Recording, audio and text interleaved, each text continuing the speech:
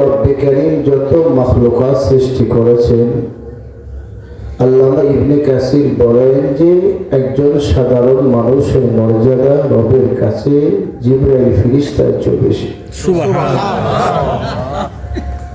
মানুষ আল্লাহর কাছে এতটা দামি, এই মানুষগুলোকে রব বানাইলেন কেন? আমরা ছিলাম না কেউ, আজকে যারা আছি একদিন কেউ থাকবো না। খেলায় খেলায় জীবনটা কাটালে হবে না, এই জীবনের হিসাব রবের আদালতে দিতে হবে। কথা বলে ঠিক কিনা? সূরাতুল আসরের তাফসীরের মধ্যে মুফাসসিরে কেরাম লেখেন, ওয়াল আসর, রব সময়ের শপথ করে বলতেছে, সময় এত মূল্য কেন? তাফসীর কারকগণ লিখে, মানুষের জীবন আর হায়াত এটা বরফের মতো। বরফ এত বড় একটা বরফের চাকা, কিন্তু বাতাস যখন লাগে আস্তে আস্তে গলতে গলতে আর বরফ খুঁজে পাওয়া যায় না। ঠিক আমাদের জীবনটা একটা বরফের মতো, কমতি আছে কমতি আছে। আমরা অনেক সময় বলি যে আমার বয়স অনেক বেশি, 80, বয়স বাড়ছে। আসলে কি বয়স বাড়ে না কমে? আপনার হারিকেনের মধ্যে একটু কেরোসিন তেল আছে, বাতি জ্বলতে জ্বলতে 100 তেল কি হয়ে যায়? শেষ হয়েছে। বাতি নিভে যাবে, আমাদের জীবনের বাতিটা একদিন নিভে যাবে। কিন্তু প্রশ্ন হলো, একজন কৃষক ও কৃষি কাজ করতে গেলে একজন বিজ্ঞ লোকের পরামর্শ দরকার। যদি আপনারা আমাকে জিজ্ঞেস করেন, হুজুর ব্রাহ্মণবাড়িয়া থেকে আসছেন, একখানি ডাল খেতে সাদা সার, লাল সার, মাটিয়া সার কি পরিমাণ দেওয়া লাগবে যে এলাকায় বলতে পারবো? হয়তো আমি বলবো একটু বাড়াই দিবেন, দাম বেশি হবে, এটাই তো বলবো। বোঝা গেল একজন কৃষক ও বিজ্ঞ লোকের পরামর্শ দরকার। প্রত্যেকটা ক্ষেত্রে যে আমার চেয়ে ভালো জানে, আমি তাকে জিজ্ঞেস করতে হবে। ধর্মীয় বিষয়ে মন গড়া সমাধান দিলে হবে না। ধর্মীয় যারা জ্ঞান রাখে তাদের কাছ থেকে আপনাকে আমাকে সেটা জিজ্ঞেস করে বুঝে নিতে হবে। জেনে শুনে বুঝে আমাদেরকে আমল করতে হবে। রব বলে, কুল হাল ইয়াস্তাবিল লাযীনা ইয়ালামুনা ওয়াল লাযীনা লা ইয়ালামুন। আল্লাহ বলে, মানুষ, নবী আপনি মানুষকে বলে দেন, শিক্ষিত এবং অশিক্ষিত উভয় দল কোনদিন সমান হতে পারে না। এখানে আমাদের একটু বুঝতে হবে, আমরা যাকে শিক্ষা ভাবতেছি এটা মূলত শিক্ষা না। ভালো ইংলিশ বলতে পারে, আমরা বলি লোকটা খুব উচ্চ শিক্ষিত, বলে কিনা? একজন এমবিবিএস ডাক্তার, আমরা ভাবতেছি লোকটা শিক্ষিত। একজন ইঞ্জিনিয়ার, তাকে আমরা শিক্ষিত মনে করি। হ্যাঁ, শিক্ষিত। জাগতিক শিক্ষায় যারা শিক্ষিত হয়, দুনিয়ার আইনে তাকে শিক্ষিত বলা যায়, কিন্তু আল্লাহর একটা আইন তো আছে, বলেন না আসেনি? রবের আইনে শিক্ষিত কারা? শিক্ষা যার ভেতরে আছে সেই শিক্ষিত। আর শিক্ষা কাকে বলে? শিক্ষা বলা হয় যার দ্বারা মানুষের নৈতিক চরিত্র সুন্দর হয়। কথা বলে, নৈতিক চরিত্র সুন্দর হবে এবং যে শিক্ষা দিয়া রবের সন্ধান লাভ করবে, পরকাল সে সুন্দর করতে পারবে, তাকে বলা হয় শিক্ষা। আমাদের দেশে এমন উচ্চ শিক্ষায় শিক্ষিত অনেক মানুষ আছে যাকে আমরা শিক্ষিত বলি, কিন্তু তারা রাষ্ট্রের অনেক বড় চেয়ার দখল করে আছে আর রাষ্ট্রের কোটি কোটি টাকা আত্মসাৎ করতে আছে। আপনার কাছে আমার জিজ্ঞাসা, গোকুলনগর বা এই এলাকায় ডাব চোর নাই মনে হয়? ডাব গাছে ডাব চুরি করতে কোনো স্কুলে পড়াশোনা করতে পারো? বোঝা গেল চুরি করা এটাও একটা বিদ্যা। আগে দেখতাম যে মাটির শীত কেটে চুর ঢুকতো, শীতের মধ্যে যদি কোনো চুর কারো শীত কেটে ঘরে ঢুকতে যায়, জ্যাকেট পরে আসবে? না খালি গায়ে? শুধু খালি গায়ে না শরীরে সরষের তেল মাখবে? কথা কও, এটা একটা বিদ্যা না? তো ডাব চুলচুলি করতো, তো সে একটা বিদ্যা শিখছে কিভাবে জামা কাপড় খুললে তোল মাইকে আসতে হবে। বুঝা গেল আমার পেয়ারে হাজিরি, এটা কি শিক্ষা না বিদ্যা? বিদ্যা।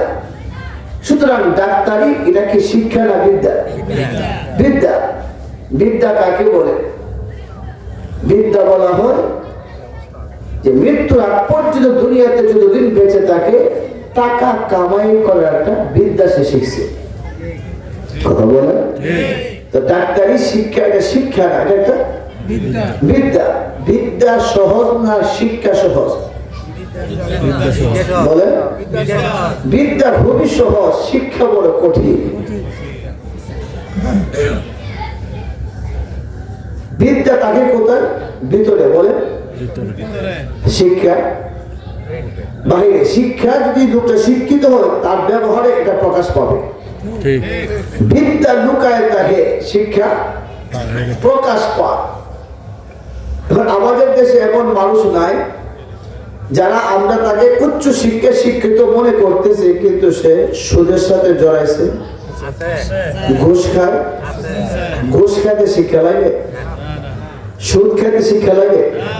চুরি ডাকাতি করতে, দাঁড়ায় পেশাব করতে শিক্ষা লাগে? দাঁড়ায় পেশাব করতে শিক্ষা লাগে? কুকুর কি বসে পেশাব করবে? দাঁড়ায়? শুধু দাঁড়ায় পেশাব করে না, পাও একটা পাওয়া অনেক কখন কুত্তা সাবালুক হয়ে যখন না বলে থাকতে পাও দুইটা নিচেই থাকে, আর বালেক যখন তার একটা জ্ঞান পরিপূর্ণ হয়েছে, যদি দুইটা পা নিচে থাকে না পার পেশাব গায়ে লাগতে পারে, নিজেও না পার, এরপরে না পার থেকে বাঁচার জন্য সেটা পা উঠায় আগে। আর এই দেশে কিছু নামদারি শিক্ষিত আছে, রাস্তার পাশে দাঁড়ায় পেশাব করে, পাও কি কোনোটা উঠা নিচে থাকে। এইরকম শিক্ষিত চেয়ে কুকুরের জ্ঞান অনেক ভালো আছে। কথা বলে ঠিকই দেখে না? পেয়ারে হাজিরিন, শিক্ষা হাকিমুল উম্মত তিনি এক বর্ণনায় লেখছেন, হে দুনিয়ার মানুষ, তুমি উচ্চ শিক্ষা শিক্ষিত হবে, দুনিয়ার জাগতিক আইনে হোক, ডাক্তার হবে হোক, ইঞ্জিনিয়ার হবে হোক, সমাজ সেবক হবে হোক, যত ডিগ্রি অর্জন করা মনে চাই সকল ডিগ্রি অর্জন করো, তবে হাকিমুল উম্মত বলতেন আগে মানুষ হও। বলেন কি হও? মানুষের ঘরে জন্ম নিলে মানুষ। ফেরাউনের আব্বা আম্মা মানুষ ছিল না, কিন্তু সে একটা অমানুষ ছিল। আবু জেহেলের আম্মা আব্বা মানুষ ছিল, কিন্তু সে তো আরেকটা অমানুষ ছিল। কথা বলে ঠিক না? তো মানুষের ঘরে জন্ম নিলে মানুষ হওয়া যায় না। হাকিমুল উম্মত বলতেন মানুষ হলে ডাক্তার হোক, সেবা করতে পারবে, মানুষ ইঞ্জিনিয়ার হোক, সেবা করতে পারবে, মানুষ হয়ে সমাজ সেবক হোক, কিছু সেবা তোমার দ্বারা হবে। যদি মানুষ না হয়ে ডাক্তার হোক, আমাদের দেশে এমন বহু ডাক্তার আছে সেবার নামে ডাক্তারি করতে আসছে, কিন্তু নাম চলে গেছে কষার খেতায়। যে মহিলা সিজারের দরকার নাই, এমন অনেক মহিলাকেও তারা অনেক ক্ষেত্রে সিজার। বোঝা গেল সে কি সেবা করতেছে না কষাই হয়েছে? কেন? মানুষ হওয়ার শিক্ষা সে অর্জন করে নেয়। বলেন তো এমবিবিএস ডাক্তাররা যে ডাক্তারি শিখে তাদের কোনো বইয়ের মধ্যে লেখা আছে ফজর নামাজ কয় টাকা? বোঝা গেল আল্লাহ পাওয়ার যত আমল, কোনো একটা আমলের কথা লেখা নাই। আছে কিছু মেডিসিন না, তো যাবতীয় একটা বিদ্যা শিখছে, বিদ্যা শিক্ষার নাম দিয়েছে শিক্ষিত। আর এই সমস্ত ওলামায়ে কেরাম শিক্ষা অর্জন করছে, আর এই দেশে কিছু নাম দেয় শিক্ষিত রাখো, কোন আলেমরা কিছু জানে না। কথা কোন ঠিক নেই? আসলে কথাটা কি সত্য বলছে না মিথ্যা বলছে? না, সত্য। ওরা জানে, ওরা যে বিদ্যা শিক্ষা চুরি করতে পারে, এই চুরি কোন হুজুরা জানে না। এরা যে ডাকাতি জানে, এগুলো আলেমরা জানে না। এরা মিথ্যা কথা বলতে পারে, এরা জিনা বিচার করতে পারে, এরা মদ পান করতে পারে, এরা ক্লাবে নারীকে ঘুমাইতে পারে, যে তারা উচ্চ শিক্ষা শিক্ষিত হয়েছে। কোন আলেমরা এই কাজটা জানে না, এই জন্য তারা বলে আলেমরা কিছু জানে না। সহজ কথা, তাদের মতো দুই নম্বর কোনো কাজ জানে না। ঠিক। শিক্ষা মানুষকে 2 নম্বর হতে দেয় না, কথা বলে ঠিক রেখে দেয়। বিদ্যা অনেক ক্ষেত্রে তাকে বিপদগামী করে, কেন বিদ্যার সাথে শিক্ষা না। তো ডাক্তার হওয়া নিষেধ না। এই দেশে অনেক এমবিবিএস ডাক্তার 5 ওয়াক্তের নামাজি আছে কিনা, বলেন আছে কিনা? এই ডাক্তার নামাজ শিখলো থেকে ডাক্তারি বলে নো, সে ডাক্তারি বইয়ে নামাজ শিখে না, সে নামাজ শিখছে তার আব্বারা ছোট্ট সময় মক্তবে তাকে পড়াইছে, ইমাম সাহেব তাকে নামাজ শিখাইছে, দুয়া কালাম শিখাইছে। সামান্য শিক্ষার ছোঁয়া পাওয়ার কারণে ডাক্তার হওয়ার পরও সে নামাজ পড়ে, কথা বলে ঠিক না? বোঝা গেল শিক্ষা মানুষকে মানুষ বানায়, বিদ্যা মানুষ বানায় না, শিক্ষা মানুষ বানায়। সহজ কথা। তো শিক্ষা কোনটা? আমি বলবো কোরআন হাদিসের শিক্ষা হলো প্রকৃত শিক্ষা, যেটা একজন মানুষকে প্রকৃত মানুষ বানাতে পারে। ডাক্তার হওয়া নিষেধ না, তো আগে শিক্ষা অর্জন করে, রক্তকে চিনার শিক্ষা অর্জন করে। ইঞ্জিনিয়ার হওয়া নিষেধ না, না হলে আমাদের মসজিদগুলোকে বানাবে। আপনি ডাক্তার না হলে চিকিৎসা আমাদের কে করবে? কিন্তু ডাক্তারই হবে, আপনি শিক্ষা অর্জন করবেন না। এমন ডাক্তার তো বেঈমানদের মধ্যে আছে, ইঞ্জিনিয়ার তো বেঈমানদের মধ্যে আছে। বুঝা গেল বেঈমানরা আমাদের কোরআন শিখতে আসে না, নবীর হাদিস শিখতে আসে না। কেন? ওরা জানে শিক্ষা অর্জন করলে আল্লাহকে মানতে হবে। এটা তো আল্লাহ মানার ইচ্ছা না। বিদ্যা শিখছে, শিক্ষা অর্জন করতে চায় না। শিক্ষা অর্জন করে একমাত্র মুসলমান, কথা বলে ঠিক না? কথা পরিষ্কার হয়ে গেল। বিদ্যাই শিখতে হবে না শিক্ষা লাগবে? আল্লাহ প্রতিদিন ঘরে ঘরে কোরআনের হাফেজ, কোরআনের আলেম আল্লাহ ঘরে ঘরে তৈরি করে দেন। সকলে বলে আমিন, আরো জোরে বলে আমিন। তবে প্রিয় হাজির, কথা বলতে গেলে লম্বা সময়ের প্রয়োজন, অনেক দুঃখ, অনেক বেদনা অন্তরে। আজকে সমাজের মানুষ আলেমদেরকে শ্রদ্ধা করে, আলেমদেরকে মাতার তাজ মনে করে, আলেম যেটা বলে অন্ধবিশ্বাসে সেটা মানে, কথা বলে। কিন্তু পাবলিকের কোনো দোষ নাই। সমাজে সমস্যা সৃষ্টি করছে আমাদের মতো কিছু আলেম, আমরাই এই সমাজে বিভ্রান্ত সৃষ্টি করছি। পাবলিক অন্ধবিশ্বাসে সব আলেমদেরকে বিশ্বাস করে, কিন্তু আলেমগণ নানা মতে, জনগণ যাবে কোন পথে? এক আলেম বলছে নামাজ ছাড়া জান্নাত পাওয়া যাবে না, আরেক পিসাব বলে নামাজ পড়লে জান্নাত পাওয়া যাবে না। একই চেয়ারে বসে এক আলেম বলে নামাজ পড়তেই হবে, আরেক আলেম পীরের নামে আইসা মানুষকে বলছে 30 পারা কোরআনে কোথাও তালাশ করে নামাজ পাই নাই। বলে আমার নিজ কানে শোনা সরালের প্রোগ্রামে রাত্র 12টা বাজে দুয়া শেষে খাবার নিয়ে বসলাম। খালের দক্ষিণ পারে আর একটা মাইকের আওয়াজ, আমি উত্তর পারে বয়ান শেষ করছি। বক্তা পয়সা বলতেছে, বাবারে দেওবন্দের আলেমরা, জামিনিসের আলেমরা, এরা হলো ওহাবি। এরা কি? এই ওহাবিরা যে নামাজ পাইলো কোথায়? বক্তা আমার নিজ কানে শোনা বলতেছে, এরা যে নামাজ কোথায় পাইলো? গোটা 30 পারা কোরআন খুঁজে কোথাও নামাজ পাই নাই। হ্যাঁ, তোরে আজকে একটা কথা বলে যাই বাবা, কোরআনে একটা জায়গাতে আমি পাইছি আল্লাহ নামাজ পড়তে নিষেধ করছে। সেও তো আলেম, সেও তো পীর, সেও তো বয়ান করতেছে, জনগণ ওই লোকের বয়ান শুনতেছে, স্লোগান দিচ্ছে, নাড়াতাড়ি বলছে, কথা বলে ঠিক না? আমার প্রিয় হাজির, তাহলে এই সমস্যার সমাধান দরকার আছে না? এই দেশের আলেমগণ নানা মতে, এই দেশের আলেমগণ নানা পথে, আমরা জনগণ যাব কোন পথে? এই কোন পথে বলি কি বসে থাকবো না, সমাধান পথ খুঁজে বের করতে হবে। সমাধানটা কি? আমি বলবো সহজ কথা, এই দেশের আলেমগণ নানা পথে, আমরা যাব নবীর পথে। কথা বলে ঠিক না? আমার কোনো মত নাই, আমার নবীর মতই আমার মত, আমার নবীর পথই আমার পথ। এর চেয়ে বড় কোনো কথা আছে? কিসের ওয়াহাবি, কিসের সুন্নি? সহজ কথা, নবীর 1,30,000 সাহাবা নবী নিজ হাতে করছে। এই ১৬ লক্ষ সাহাবাদের মধ্যে কোন সাহাবী ওহাবী ছিল, কোন সাহাবা সুন্নি ছিল কেউ জানেন? এই দ্বন্দ্ব কেন তৈরি করলেন? এই দ্বন্দ্বের পেছনে ইহুদ নাসারা ষড়যন্ত্র। কথা বলে ঠিক ঠিক না? কথা তো একটাই, আমাদের সকলের রব কে? রব কয়জন? নবী, কোরআন, কাবা, কিবলা সবে। এর প্রত্যেক দ্বন্দ্ব, এত মত, এত পথ কেন? এর সমাধান দরকার আছে কি না? আমার পেয়ারে হাজ আসেন না, এই সব কিছু ভুলে গিয়ে কোরআন হাদিসকে আমরা সামনে রাখি। হাদিস কোরআন যেটা বলে সেটাই সত্য। আপনার কাছে সিটি ঘুরে জিনিস আছে, আপনি বলতেছেন এটা 22 ক্যারেট স্বর্ণ। কি ক্যারেট? আপনি বললেই স্বর্ণ হয়ে যাবে? এটা স্বর্ণ কি স্বর্ণ না?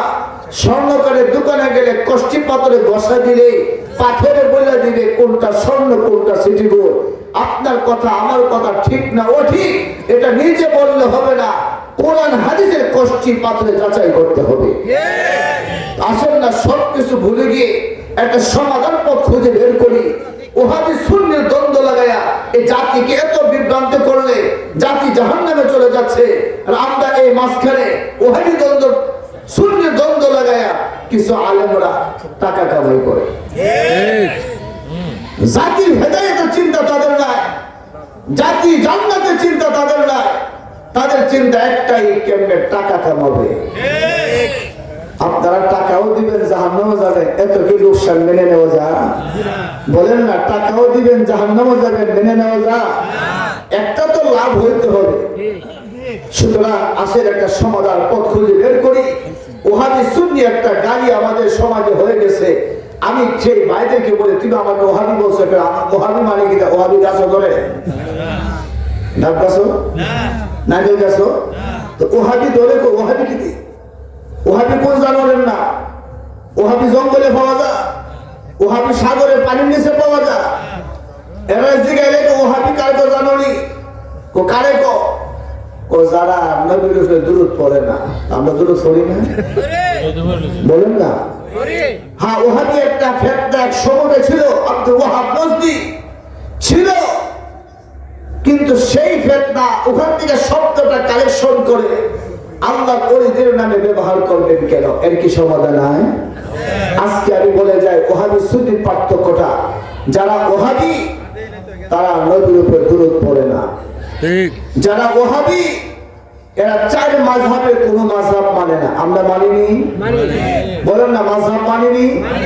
ওহাবী যারা মাযহাব মানবে না, ওহাবী যারা দুরূদ পড়বে না, ওহাবী যারা এরা ওলি আউলিয়ার মাজার জিয়ারত করে না, এরা ওলি এবং নবীদের উসিলা দিয়া দোয়া করাকে শিরক বলে। আমরা বলি নবী আর ওলিদের উসিলা দিয়া দোয়া করা সুন্নাত। কথা বলে ঠিক না? তো আমরা ওহাবী স্টিকার লাগান কেন?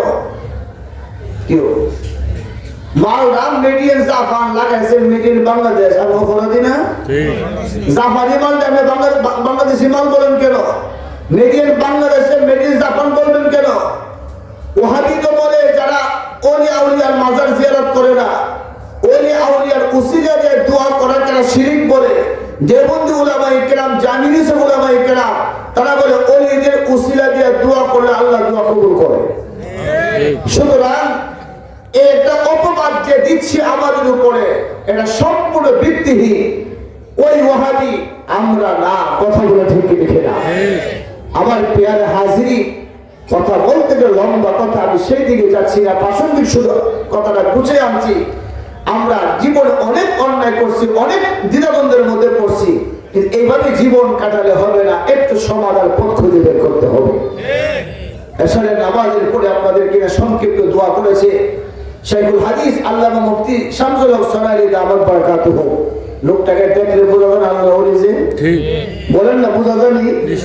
এই মানুষকে আপনি ওহাবী কি কাফের কি আপনি বক্তব্য দিবেন, এটা আল্লাহ কি মেনে নেবে? কিন্তু কিছু দ্বিধাদ্বন্দ্ব আমাদের মধ্যে আছে। কত সুন্দর বয়ান করে ওহাবী কাফের, ওহাবীরে সালাম দিল কাফের। আসেনি? বলেন আসেনি? এক বক্তা বয়ান করছে, ওহাবি মারা গেলে যে কবরে দাফন করে, কবরে মাটির উপর যে দুর্বা ঘাস শুনে, এই দুর্বা ঘাস যে গা দিয়ে খায়, ওই গাভীর দুধ খাইলেও কাফের হয়ে যায়। এটা ওয়াজ না বাড়াবাড়ি?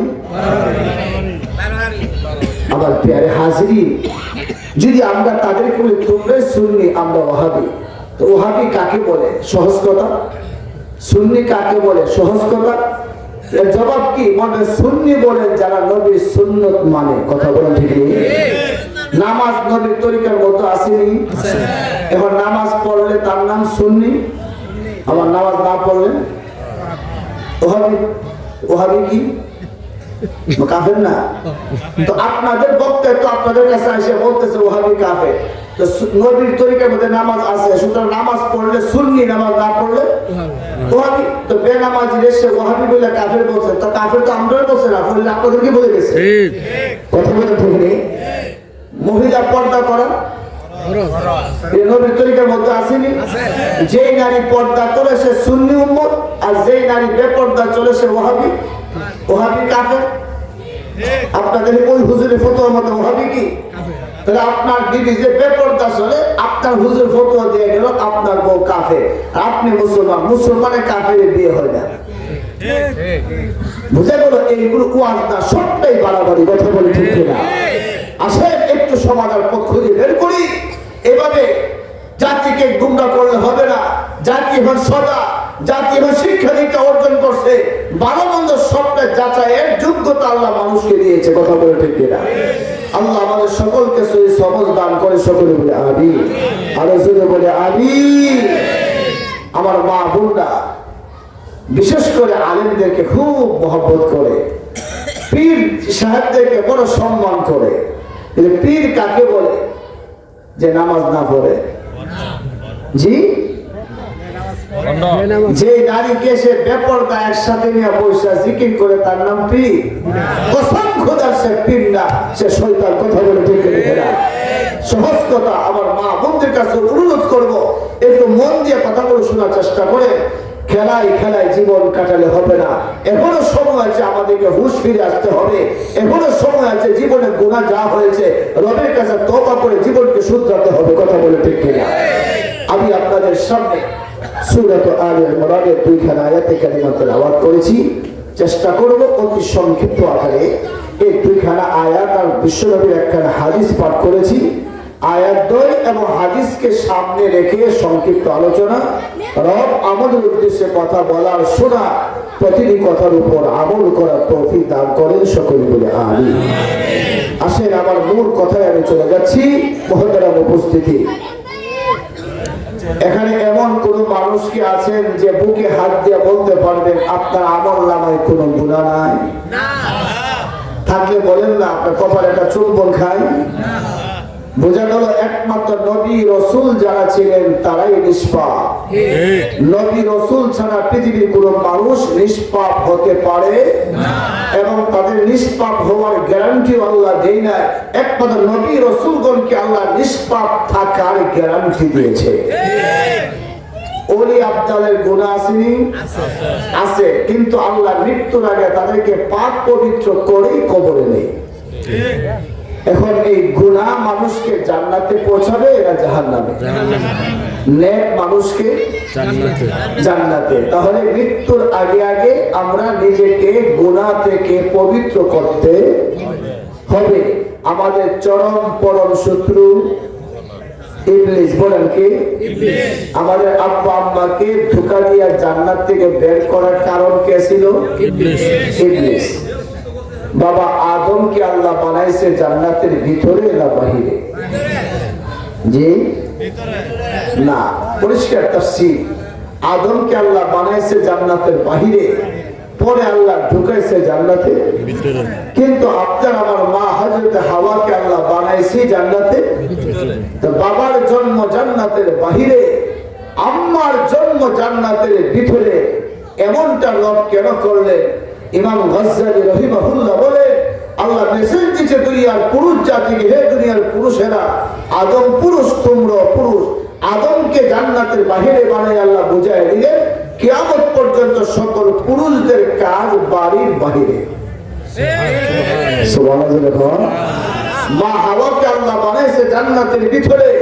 আমার মায়েরা, আমার বোনেরা খুব মন দিয়ে শুনে, আপনাদের জাতি মা হাওয়াকে আল্লাহ জান্নাতের ভিতরে বানায়া মেসেজ দিচ্ছে দুনিয়ার নারী সমাজকে, হে নারীরা, নারীর কাজ ঘরের ভিতরে। শুধু তাই না, ইমাম গাজ্জালী বলে একজন নারী জান্নাতি নিয়ামত। যত নবী রাসূল দুনিয়াতে আসছে, আল্লাহ সকল নবী রাসূলকে মায়ের মাধ্যমে দুনিয়াতে প্রেরণ করেছে। মায়ের জাতির মর্যাদা অনেক বেশি। ইমাম গাজ্জালী বলে, যদি একজন মুসলিম নারী ঘরের ভিতরে জীবন কাটাইতে পারে, পর্দা রক্ষা করে, শরীয়তের পর্দা মানে রবের বিধান মেনে, পয়গম্বরের সুন্নাহ মেনে যদি একজন মুসলিম নারী পর্দা সহ জীবনটা কাটাতে পারে ঘরের ভিতরে, ইমাম গাজ্জালী রাহিমাহুল্লাহ বলে, যেদিন ইন্তেকাল করবে সে দুনিয়ার এই ঘর থেকে সোজা জান্নাতের ঘরে চলে যাবে। কোনো বাধা নাই। বোঝা গেল নারী জান্নাতে যাওয়া কঠিন না সহজ। এই ঘর থেকে সেই ঘরে, বলেন না, এই ঘর থেকে কোনো বাধা নাই, কিন্তু এই ঘরে থাকতে হবে পর্দায়, নিরাপদে চলে যাবে জান্নাতে সেই ঘরে। কথা বলে ঠিক দেখে না, নারীর জন্য পর্দা সুন্নত না ফরজ? আমার বাবারা, আমার ভাইয়েরা, আল্লাহ তাআলা সাইয়্যিদনা আদম আলাইহিস সালাতু ওয়াস সালামকে নিজের কুদরতি হাতে বানাইয়া আল্লাহ তাআলা জান্নাতের মেহমান বানালেন। বাবা আদম হাওয়াকে আল্লাহ জান্নাতের মেহমান বানালেন। রব্বে করিম সমস্ত ফেরেশতাদেরকে আদেশ করলো, ফেরেশতারা আমার আদমকে একটা সম্মানের সাজদা করো। এ মুসলমান, এই বয়ান করলে বহু সমাজে বিভ্রান্ত সৃষ্টি হয়। যদি পীরকে সাজদা করা হারাম হয়, আল্লাহ কেন আদেশ করলো আদমকে সাজদা করার জন্য? একটা কথা মনে রাখবেন, এক একটা সরকারের আমলে এক একটা আইন থাকে। কথা বলে ঠিক কিনা? এক নবীর শরীয়তে এক আইন, আরেক নবীর শরীয়তে ভিন্ন আইন থাকতে পারে কি পারে না? আপনার আমার নবীর শরীয়তে বিধানে আল্লাহ ছাড়া কাউকে সাজদা করা যায় না। কথা বলে ঠিক কিনা? যখন জায়েজ ছিল তখনকার ঘটনা। আল্লাহ বলে, ফেরেশতা আমার আদমকে সম্মানের সাজদা করো। ফেরেশতারা বিলম্ব করেছে না সাজদা করেছে? ফাসাজাদাল মালাইকাতু কুল্লুহুম আজমাউন। আল্লাহ বলে, সমস্ত ফেরেশতা এক বাক্যে সাজদা করলো। সাজদা করে নাই কে? ইল্লা ইবলিস আবা ওয়াস্তাকবারা ওয়া কানা মিনাল কাফিরিন।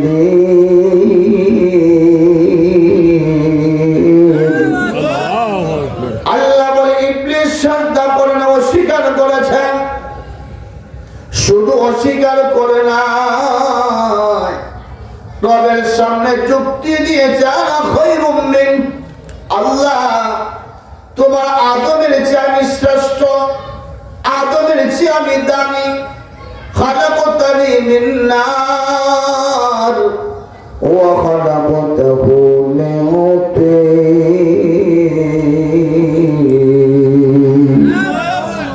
হে আল্লাহ, আদমকে বানাইছো মাটি দ্বারা, আমি ইবলিসকে বানাইছো আগুন দ্বারা। আগুনের গতি উপরের দিকে, মাটির গতি নিচের দিকে। সুতরাং ইবলিসের যুক্তি হলো, যে বস্তু তাকে উপরে সেটা হয় দামি, যেটা তাকে নিচে সেটা হয় কম দামি। অথচ আমরা জানি সবকিছু উপরে হইলে দামি না, আবার সবকিছু নিচে হলেই দামি না। এ মুসলমান, রুই কাতল বড় বড় মাছগুলো পানির উপরে ভাসে না নিচে থাকে? কানপনা নিচে না উপরে? বোঝা গেল উপরে হইলে দামি হয় না, নিচেও দামি জিনিস থাকতে পারে। কথা বলে ঠিক কিনা? ডাব গাছের উপরে দামি আর নিচে দামি? জি। আলু খেতে উপরে উপরে দামি নিচে দামি। বোঝা গেল কিছু বস্তু নিচে দামি, কিছু বস্তু উপরে দামি। ইবলিস মনে করেছে যে জিনিসটা উপরে থাকে সেটাই দামি হয়। ইবলিস যুক্তি দিয়েছে, আল্লাহ আমি তো দামি, আমি কেমনে সেজদা করি? ও মুসলমান, আল্লাহর কথা বুঝে আসুক বা নাই আসুক মানতে হবে কি হবে না? মুসলমান সঙ্গে সঙ্গে রব বলে দিল ফাখরুজ ইন্নাকা রাজিম। আল্লাহ বলে বেয়াদব বের হয়ে যা, আল্লাহর সাথে যুক্তি চলবে না। ইবলিস আল্লাহর সাথে বলতেছে, আল্লাহ পৃথিবীর এমন কোন জায়গা না যেখানে তুমি আল্লাহকে আমি সেজদা করি নাই। আজকে শুধুমাত্র একটি হুকুম অমান্য করার কারণে আমাকে জান্নাত থেকে বের করে দিলা। হে রব্বি কারীম, আমার দুইটা দরখাস্ত মঞ্জুর করো। রব বলে কি দরখাস্ত পেশ করো? ইবলিস বলে ফাআনজিরনি ইলা ইয়াউমি ইউবআসুন। ইবলিস বলল, আল্লাহ প্রথম দরখাস্ত আমাকে কিয়ামত পর্যন্ত হায়াত দান করো। দ্বিতীয় দরখাস্ত, আল্লাহ আদম সন্তানদের রোগে রোগে প্রবেশের শক্তি আমাকে দাও। রব্বি কারীম পরিষ্কার বলে দিল, ফাইন্নাকা মিনাল মুনজারিন।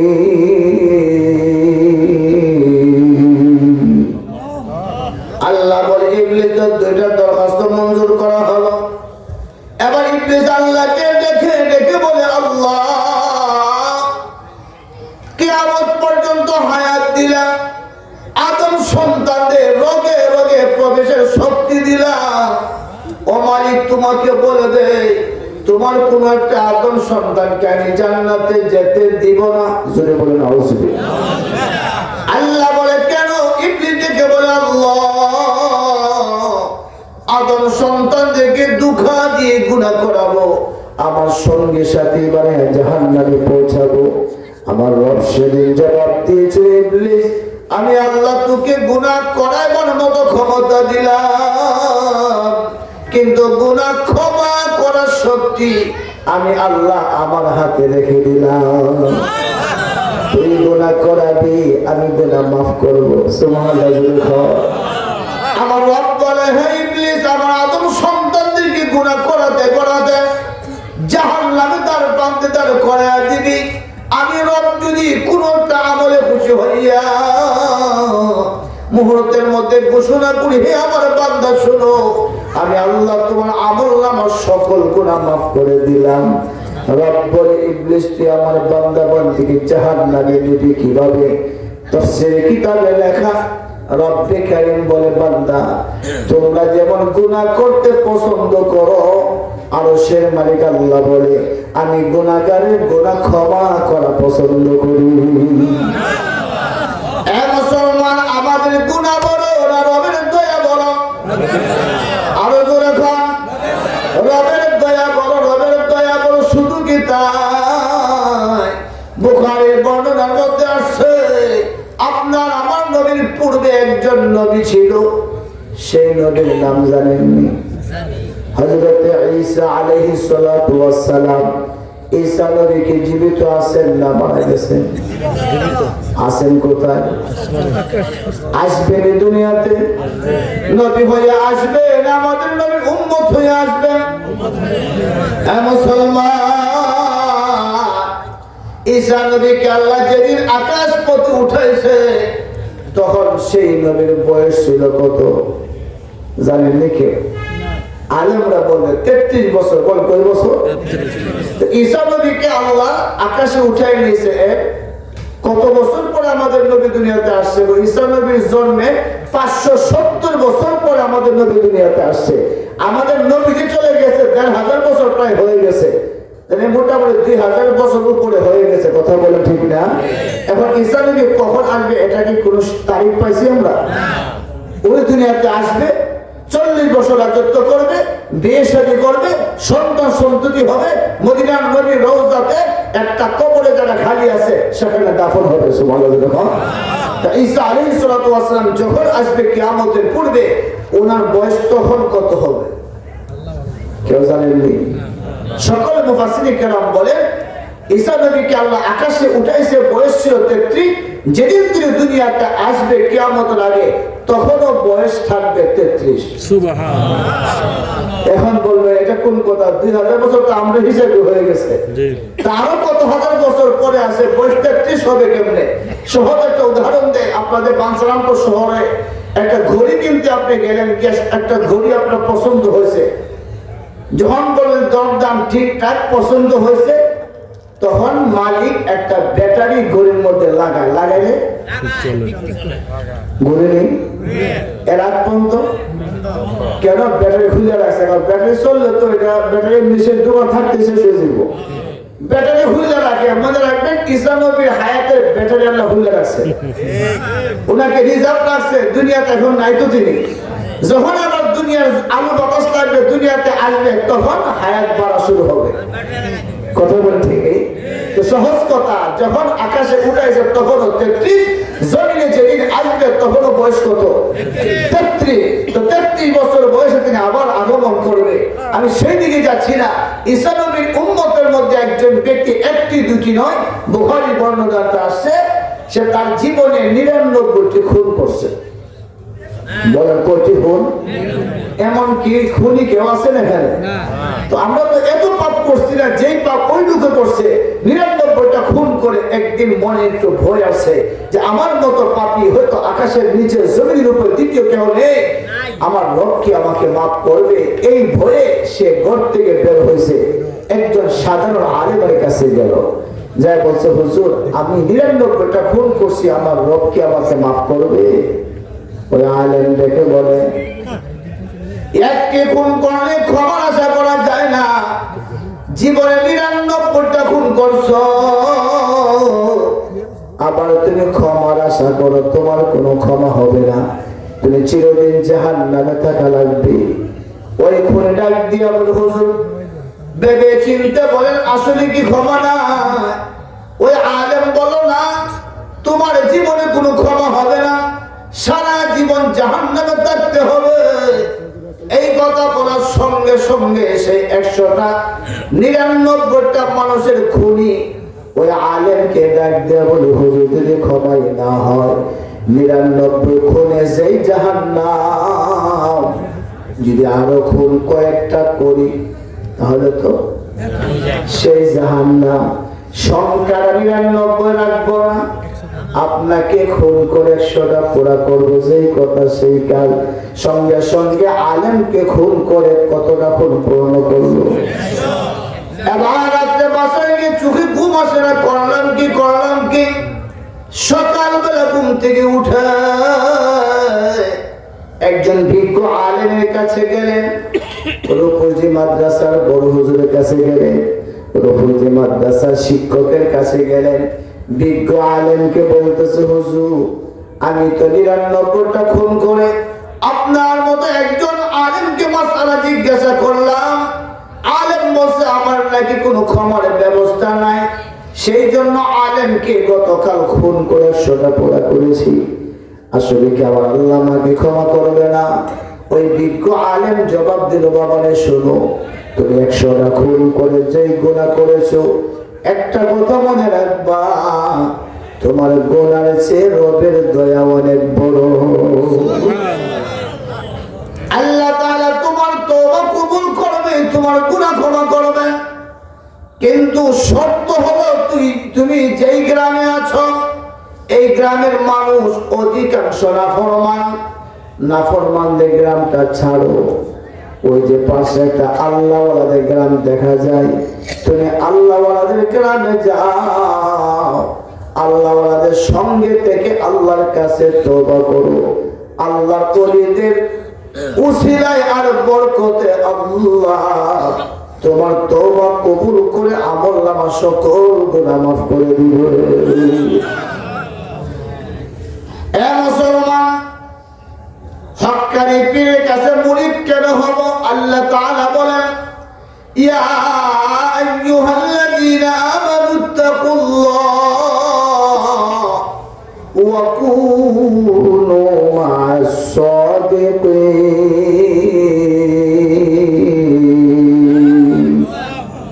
আল্লাহ বলে, হে ঈমানদার, আল্লাহকে ভয় করো। ও আল্লাহ, তোমার ভয় আমার অন্তরে আসবে কিভাবে? আল্লাহ, আমি আল্লাহওয়ালা হব কিভাবে? আল্লাহ বলে, আল্লাহওয়ালাদের সঙ্গে থাকো, তুমি আল্লাহওয়ালা হতে পারবে। আমার বাবার, আমার ভাইয়েরা, রফুজি মাদ্রাসার হুজুরদের দেখলে মনে হয়নি তারা আল্লাহর ওলি? কেউ মনে হয় না দেখলে? মুসলমান, ওই বিজ্ঞ আলেম বলল, তুমি যেই গ্রামে থাকো, তোমার গ্রামটা ছাড়ো, আল্লাহওয়ালাদের গ্রামে যাও। বেচারা সঙ্গে সঙ্গে ঘর থেকে বের হইয়া আল্লাহওয়ালাদের গ্রামের উদ্দেশ্যে রওনা হয়ে গেল। কিছু দূর রাস্তা হেঁটে যাওয়ার পরে আরশের মালিক আল্লাহ দেখে বলে, আজরাইল, এই মুহূর্তে আমার বান্দার রূহটা বের করে আমার কাছে পৌঁছায় দাও।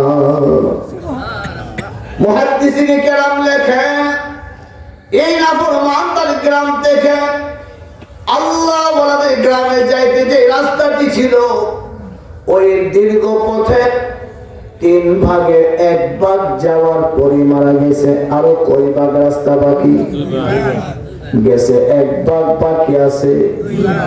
1 ভাগ পথ যাওয়ার পরে আল্লাহ আজরাইলকে পাঠাইল, আজরাইল,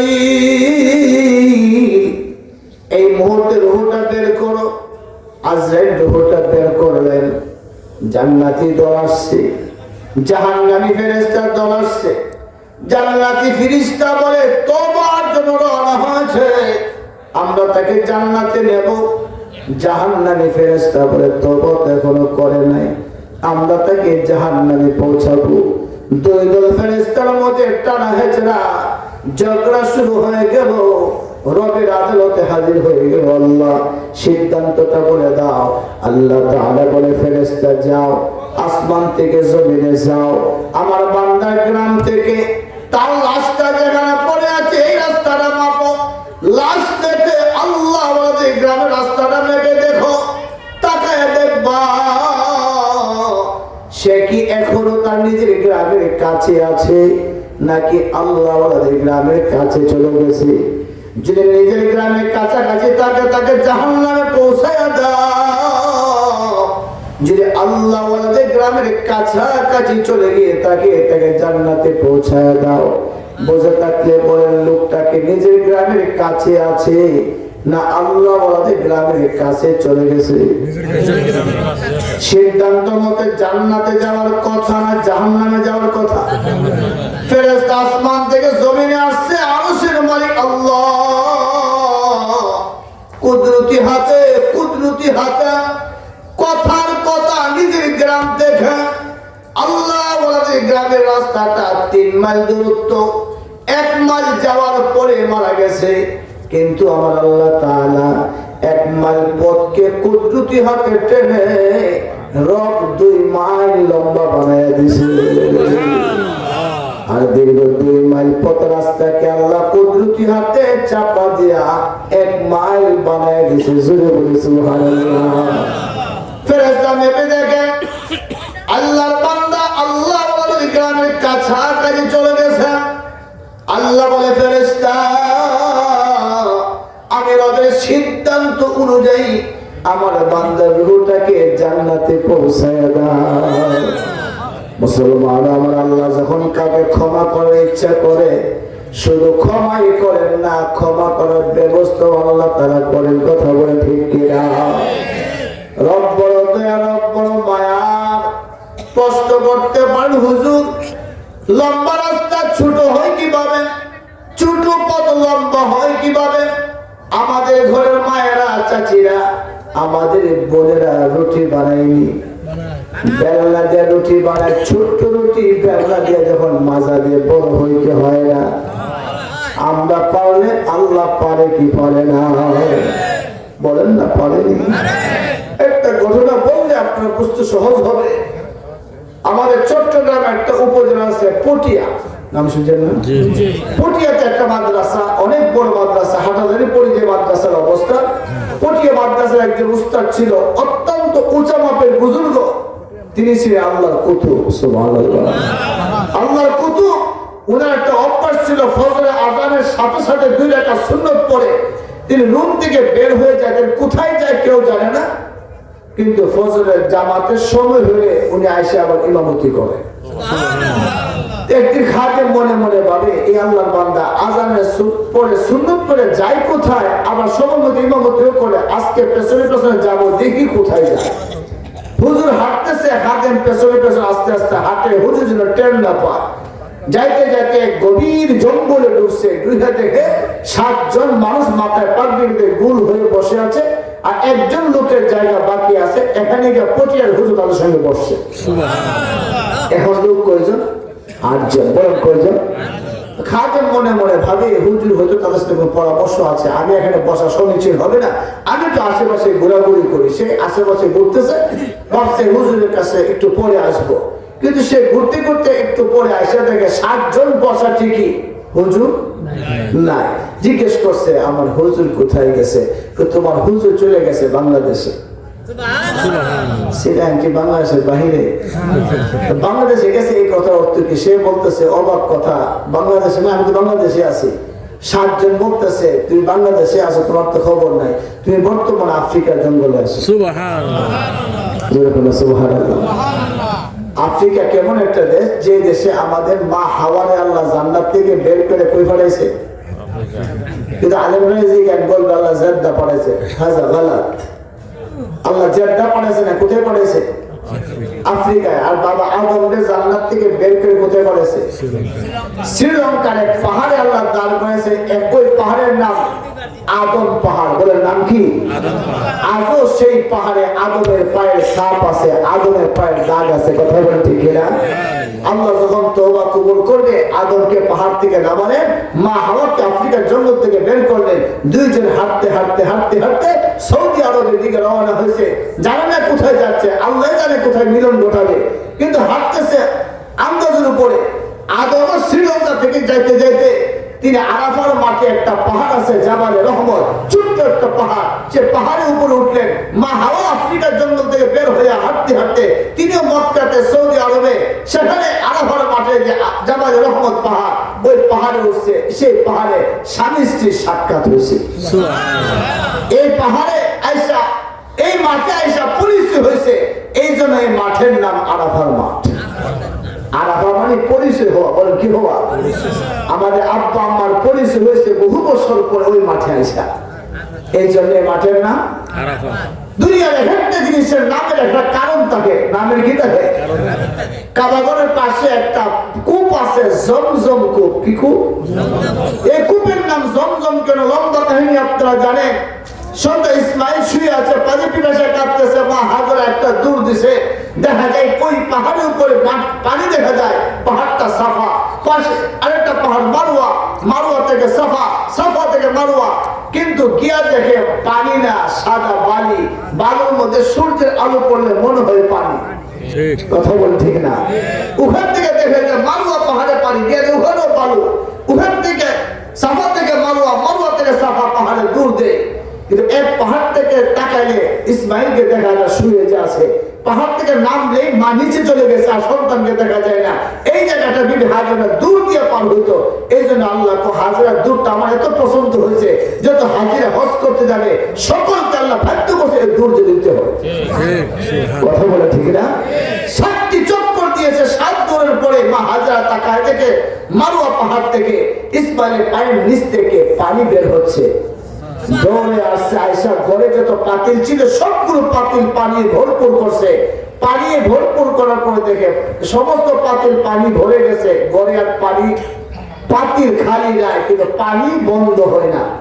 তখন বিবি হাজেরা এই কূপের এই যে পানি বের হচ্ছে, এই পানির মধ্যে হাত দিয়ে থামাতে বলে জাম জাম। বলে কি বলছে? জাম জাম। এটা হিব্রু ভাষার শব্দ, মানে থামো থামো। বলেন না কি? জাম জাম অর্থ কি? থামো থামো, আর লাগবে না। এই যে থামো থামো বলছে, জাম জাম এই ভাষা বলছে। আমার রব বলে কথাটা আমার বড় পছন্দ হয়েছে। আল্লাহ কূপের নাম আছে জমজম। সুবহানাল্লাহ।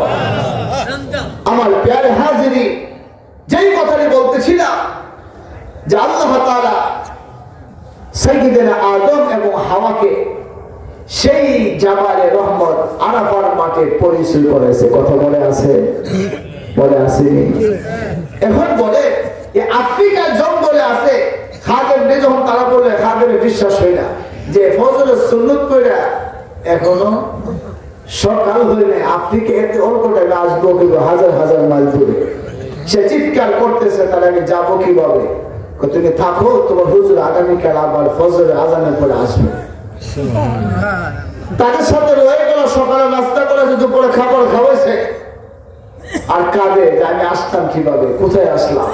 পরের দিন ফজরের সুন্নতের পরে হুজুর যখন আবার গেল আফ্রিকার জঙ্গলে, গিয়ে তাকে দেখে মেজাজ খারাপ, এই তুই এখানে আসলি কেন?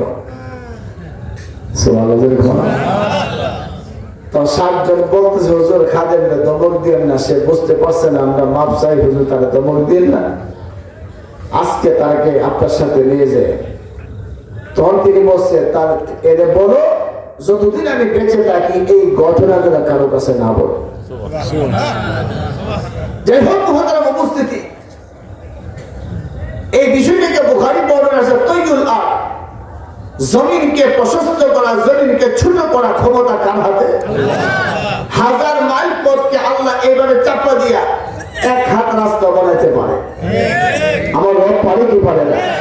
আর 1 মাইল পথকে আল্লাহ টেনে 1000 মাইল লম্বা করতে পারে।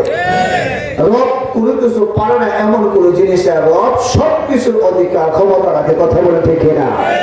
কিন্তু এই কথাটা আলেমরা জানে, আল্লাহ যে সর্বময় ক্ষমতার অধিকারী। একজন আবেদ পীর সাজে কিন্তু আলেম না, তাকে শয়তান ধোঁকা দিয়া জাহান্নামে নেওয়া মুহূর্তের ব্যাপার। কথা বলে ঠিক নেই? হাদিসের মধ্যে আছে, ওলামা কেন আমি সেই দিকে যাচ্ছি না। একবার ইবলিস একটা বুজুর্গের ভেদ দিলা একজন আবেদের কাছে গেছে। আবেদ মানে বহুত বড় আল্লাহর ওলি, কিন্তু কিনা আলেম না। গিয়া বলতে হুজুর একটা মুরগির ডিম আমি নিয়ে আসছি, আমি এলাকার একজন মুসাফির, এই মুরগির ডিমটা যত বড় আছে তাকে বড় না কইরা, ডিমটাকে তো ছোট রাখা, পৃথিবীতে যত বড় আছে পৃথিবীকে ছোট না কইরা আল্লাহ কি এই ডিমের ভিতরে পৃথিবীর ঢুকাইবার শক্তি আছে? আবেদ মনে মনে করে এত বড় ডিমের ভিতরে এত বড় পৃথিবীকে ঢুকবো, ও না, এটা আল্লাহ পারবে না। ইবলিস বলে হুজুর এই প্রশ্নটা নিয়ে ঘুরতেছি অনেক বছর যাবত, একমাত্র আপনি একজন জ্ঞানী, আপনি জবাবটা পারছেন, মানে আপনি জাহান্নামে চলে গেছে। কথা ঠিক না? খুশি গেছে। আবার আলেমের কাছে গিয়া বলছে হুজুর এই প্রশ্নটা আল্লাহ পারবে না ডিমের ভিতরে দুনিয়া ঢুকাইতে? আলেম বলে পারবে কি পারবে না কথা তো পরে, তুই ইবলিস দিয়ে আগে কর। হুজুর আপনি কেমনি বুঝলেন? তো এই প্রশ্ন ইবলিস ছাড়া কেউ করে না। কিন্তু আবেদের টের পাইছে না, আলেম ঠিক হল টের পাইছে। এবার বলতে হুজুর আমি ইবলিস সত্য কথাই বলছি, তবে আল্লাহ পারবো না। আমার রব সর্বময় ক্ষমতার অধিকারী। এক বাদশা তার মন্ত্রী পরিষদ নিয়ে বসছে, পয়সা বলতেছে এই মন্ত্রীরা বলো তো আমার বাড়ির সামনে যে পুকুর দড়িকে আমি গোসল করি যে পুকুরে, এই পুকুরে কত বালতি পানি আছে?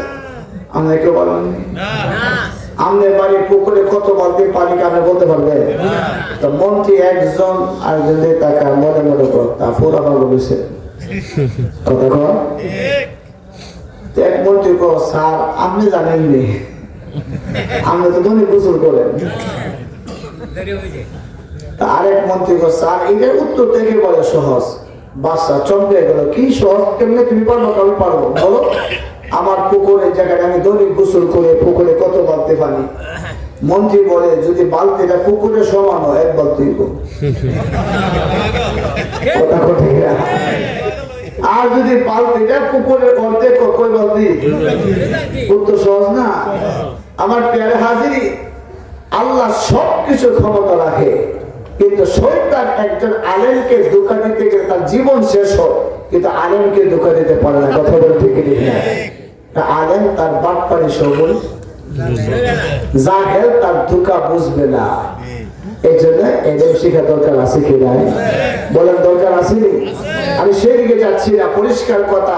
তাহলে এই পটিয়া মাদ্রাসার হুজুরের ঘটনা থেকে বোঝা যায় আল্লাহ ছোট রাস্তাকে লম্বা করতে পারে, লম্বা পথকে আল্লাহ ছোট করতে পারে। তাহলে 100টা খুন করার পরও ক্ষমা পাইছে, বলেন পাইছে? এখন আমার মূল আলোচনা আসেন, আমরা কি কেউ খুনি আছি কেউ? তাহলে আমরা যত গুনাই করি, যদি আমাদের গুনাহ আকাশের তারা পরিমাণ হয়, সাগরের ফেনা পরিমাণ হয়, পাহাড় পরিমাণ হয়, আসমান জমিনের শূন্য জায়গাটা যদি একজনের গুনাহে ভরপুর হয়ে যায়, আমার রব এবার আমাদেরকে ক্ষমার জন্য ডাকতেছে।